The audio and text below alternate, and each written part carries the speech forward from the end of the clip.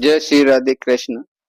हर हर गंगे, हर हर महादेव। आत्मन, ये बात तो सच है कि गंगा स्नान से पापों का सर्वथा नाश हो जाता है। एक बार स्नान करने हो तो पाप बिल्कुल संपूर्ण नष्ट हो जाते हैं। लेकिन इस बात का विश्वास होना बहुत ही आवश्यक है। इसके साथ साथ गंगा मैया के प्रति विश्वास, श्रद्धा भी होनी चाहिए। ओके, मैं गंगा मैया के जल में स्नान कर रहा हूँ और मेरे पाप निश्चय ही खत्म हो जाएंगे। इस तरह से इस गंगा स्नान का पर्व चल रहा था। तो उस समय भगवान शिव और मैया पार्वती भ्रमण कर रहे थे। मैया पार्वती ने देखा कि हजारों मनुष्य गंगा में स्नान कर रहे हैं।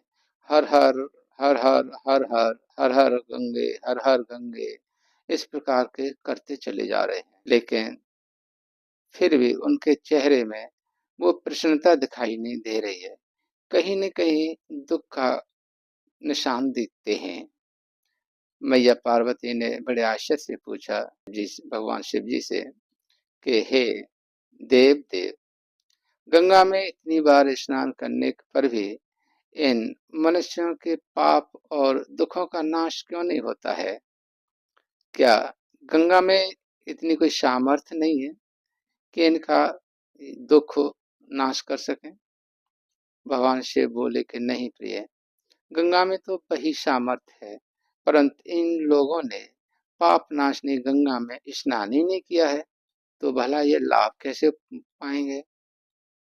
माता पार्वती ने आश्चर्य से पूछा, अरे बेला, स्नान कैसे नहीं किया? अभी तो देखो ये सारे के सारे नहा नहा करके आ रहे हैं।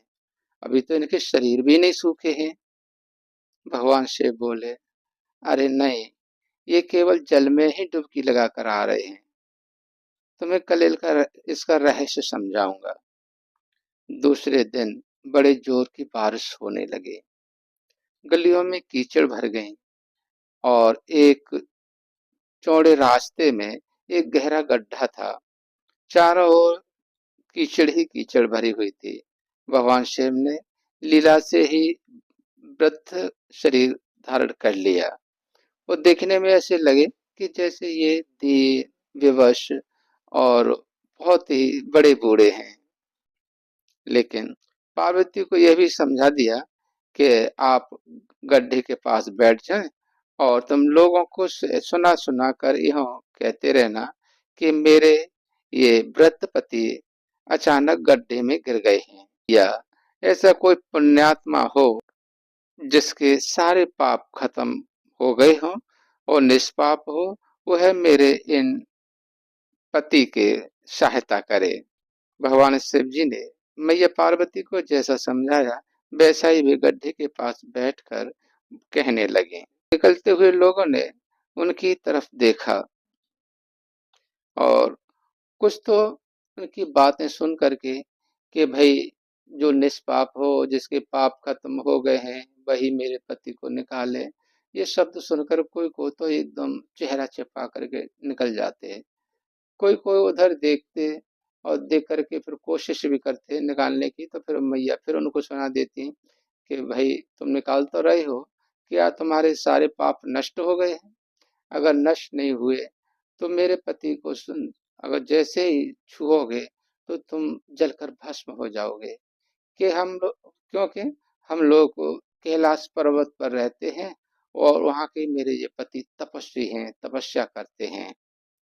तो इस बात को सुनकर वो भयभीत हो जाते और उनको निकालने की कोशिश नहीं करते। इसी प्रकार कुछ लोग ऐसे थे, तो वो उस तरफ देख करके कुछ डरे, कुछ धर्म का भय और किसी के दिमाग में कानून का डर रहता, कहीं छेड़छाड़ का लफड़ा न पड़ जाए।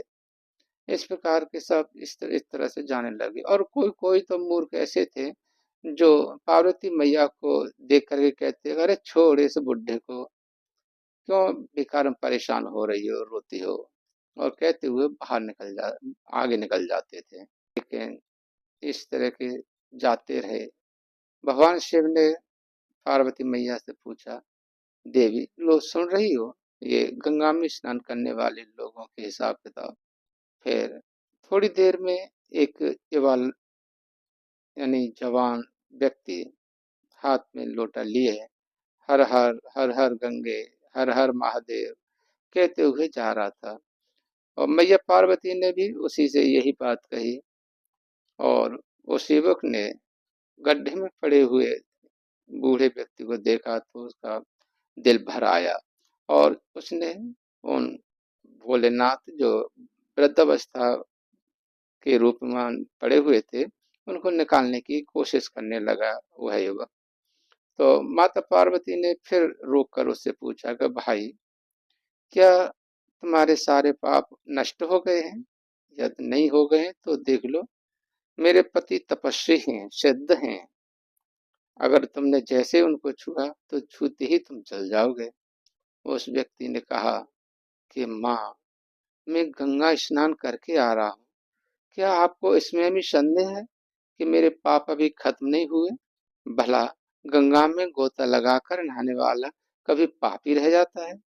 गंगा मैया तो सबके पापों को नाश कर देती है, तो मेरे पापों का नाश क्यों नहीं किया होगा? यह कहते हुए उस युवक ने लपक कर ऊपर उठा लिया।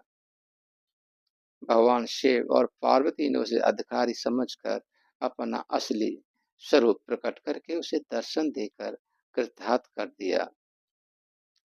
भगवान शिव ने माता पार्वती से कहा कि देख लिया देवी, इतने लोगों में से इस एक ने ही गंगा स्नान किया है। आत्मन, इस दृष्टांत के अनुसार यही कहा जा सकता है कि बिना श्रद्धा और विश्वास के केवल दिखावे के लिए गंगा स्नान करने का कोई वास्तव में ज्यादा फल नहीं मिलता है। लेकिन ऐसा भी नहीं कह सकते कि गंगा स्नान का मतलब नहीं है, यानी गंगा स्नान का व्यर्थ हो जाता है, ऐसा भी नहीं है। गंगा का स्पर्श तो बहुत महत्वपूर्ण होता है। यदि इसके साथ साथ गंगा मैया के साथ के प्रति श्रद्धा और विश्वास हो, इस ये दिमाग में अच्छी तरह से बैठा हुआ हो कि गंगा मैया सचमुच पवित्रतम गंगा मैया है। इसका जल बहुत ही ज्यादा पवित्र है। इसमें स्नान करने से निश्चय ही मेरे पाप खत्म हो जाएंगे। आत्मा जिसके पाप खत्म हो जाते हैं तो वो निश्चय ही आनंदित रहता है, सुखी रहता है, क्योंकि जो हमारे पास हमारे जीवन में दुख आते हैं वो हमारे पापों के कारण ही होते हैं। जब पाप खत्म हो जाएंगे तो दुख भी खत्म हो जाएंगे। मन में एक प्रकार की आनंद की तरंगे उठने लगेंगी, और उस आनंदित मन के द्वारा अच्छे अच्छे कर्म होते रहेंगे, भगवान का स्मरण होता रहेगा, और जीवन हमेशा सुखी रहेगा, बशर्ते आगे कोई पाप कर्म न करें। जय श्री राधे, जय श्री कृष्ण। हर हर गंगे।